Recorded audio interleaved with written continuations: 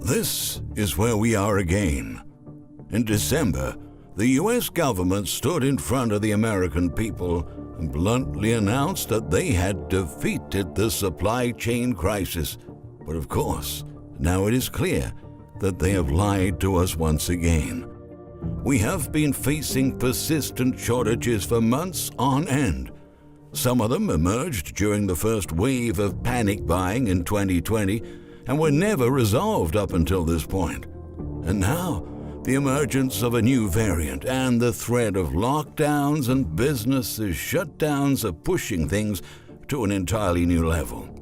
U.S. consumers have been increasingly frustrated with the bare shelves they see, and many have resorted to social media to expose the situation of their local supermarkets. From coast to coast, shortages continue to spread at an alarming pace all across the country. But our leaders keep insisting that this is just a temporary crisis that'll be gone soon. That was the same thing they said when nationwide shortages first began to pop up in early 2020. So we shouldn't hold our breath waiting for them to fix these bottlenecks and turn things around, because that probably won't happen. The truth is that executives and experts in the food industry are sounding the alarm over more shortages and rising prices in the coming weeks as food supplies get tighter and tighter. For instance, in a recent interview with Fox News, the billionaire supermarket CEO John Katsimatidis is alerting that more supply chain disruptions are occurring as we speak, and food retailers are going to pass along increased transportation and logistics costs to consumers in the weeks ahead. The new variant is taking its toll at different levels of the supply chain, whether it's the warehouses, whether it's the selectors, the drivers, or the loaders. And as they call in sick, there are interruptions in the system, Katsimatidis said. He added that many of these interruptions will continue over the next 6 weeks as the new strain impacts the labor market. The United Refining Company owner revealed that the United States in particular is seeing the price of a wide range of products such as eggs, poultry, and beef soar to record levels because of low supply and high demand. The CEO also highlighted that price hikes and supply chain shortages have been exacerbated by the surging cost of oil, which is necessary for transportation. And retailers are likely to pass on those higher costs discreetly but effectively. Let's say food retailers normally sell 10 million pounds of chicken. They figured if they raised the price 10 or 20 cents, some people will buy less chicken, and the people that really want to buy the chicken, it'll be there for them to buy, noted Katsimatidis. That increase will be added to the almost 20% increases in food prices expected to start this month. Perspectives for the near-term future look quite disheartening, and another food industry CEO is specifically warning that current conditions are likely to prevent his company from supplying enough eggs to the general population. Egg Innovations CEO John Brunkwell echoed Katsimatidis' sentiment and cautioned that a surge in demand, coinciding with labor, freight, and vendor issues, is about to hamper the national egg supply and push prices to skyrocket. According to data released by the Bureau of Labor Statistics last month, the price of beef jumped nearly 21% compared to a year prior, while pork and chicken prices rose 16.8% and 9.2%, respectively. That means that if shelves that normally hold meat and eggs are already bare in your local supermarket, they may stay like that for quite some time. But if you have not seen shortages of meat and eggs in your area, then it's probably time to start stockpiling for you and your family in preparation for the months ahead. Just remember that food stockpiling is not the same as panic buying, and it's not the same as hoarding. Other families need to feed their children too. Get ready while you still have the opportunity, but be conscious about your choices. You want to save some money for other everyday essentials too, because shortages are escalating and many other shelves appear to be getting emptier with each passing day. A new report published by Zero Hedge has compiled dozens of photos that Americans have been posting on social media to expose the bare shelves they're witnessing in recent days. Zero Hedge analysts reminded of the president's statement issued right before Christmas Eve, declaring that his administration's efforts to eliminate supply chain bottlenecks ahead of the holiday season had succeeded. They wrote, 10 days into the new year, we can firmly say that this is not the case. Yesterday, the hashtag #BareShelvesBiden was trending on Twitter. In fact, the hashtag is ranking on Twitter's most trending list, and it's been there since Sunday evening when thousands of people around the nation started to expose images and videos of empty shelves at supermarkets and grocery stores as Biden's supply chain disruptions task force failed to address supply chain disruptions.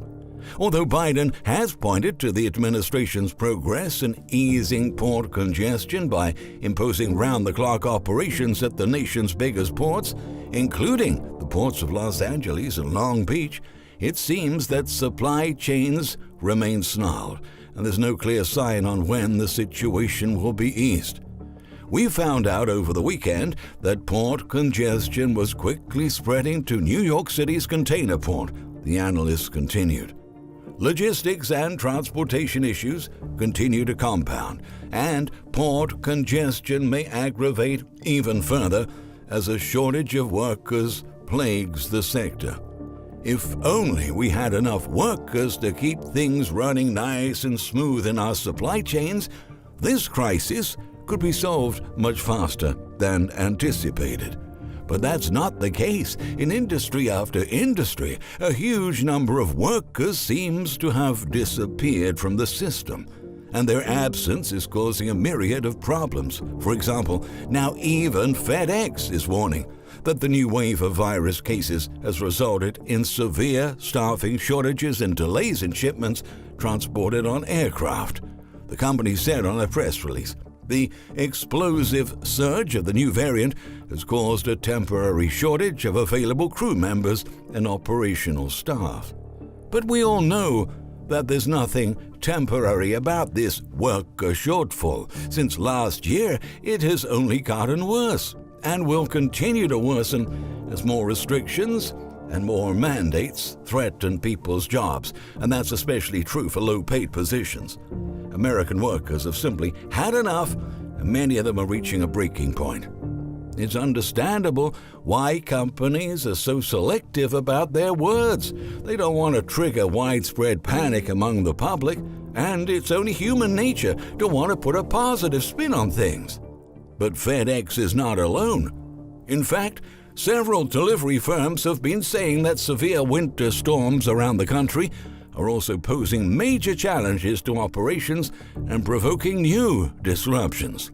Since December, extreme weather and the rapid spread of this highly transmissible virus variant have led to a sharp rise in infections, forcing several U.S. airlines to cancel flights as pilots and crew are put under movement restrictions. Many people out there want to believe that a prosperous future is awaiting us, particularly considering that the last couple of years have been extremely distressing. A new USA Today and Suffolk University poll has analyzed the words that Americans use to describe what they experienced over the past 12 months. And after searching for the words to convey just how awful 2021 was, close to half of Americans say the one word that best describes their mood about 2022 is hopeful, outlines the study. When it comes to the words they use to define 2021, 23% of the respondents used the terms awful, terrible, or bad, while 12% described it as chaos, confusion, or turmoil. 11% said it was challenging, hard, or rough. 6% saw it as a disaster, train wreck, or catastrophe. and less than 5% said it was okay.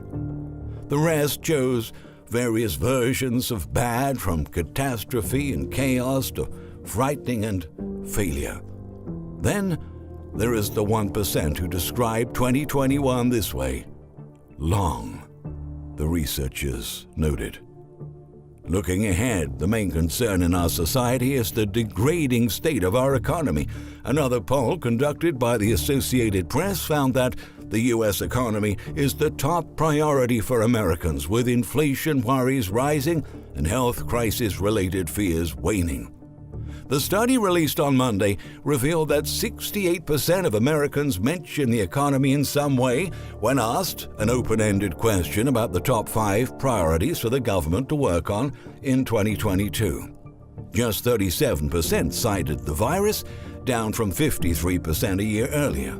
The poll also highlighted that mentions of inflation increased by 14% from 1% a year ago, while mentions of the cost of living escalated to 24% from 12% last year. The study revealed that management of the health crisis, once an issue that strongly favored the president and his party, is beginning to recede in the minds of Americans. The ongoing sanitary outbreak is increasingly overshadowed by concerns about personal finances, rising consumer prices, energy bills, housing, rents, car, and gas prices.